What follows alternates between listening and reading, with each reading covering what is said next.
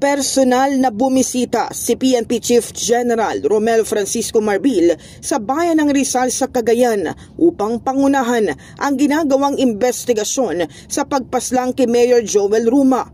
Dumalaw din si General Marbil sa burol ng alkalde kahapon at ipinaabot ang kanyang pakikiramay sa mga naulila ng opisyal.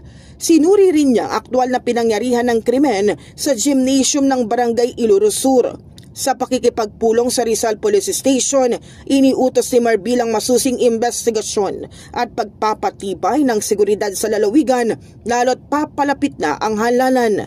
Dumalo rin ang PNP Chief sa pulong ng Special Investigation Task Group na tumututok sa pagsusuri ng mga ebidensya kabilang ang mga kuha sa CCTV. Nauna nang sinabi ng PNP na posibleng sniper ang responsable sa pagpatay sa alkalde. In the heart of changing lives, ako si Brigada Cass Austria ng 105.1 Brigada News sa Manila, the Music and News Authority.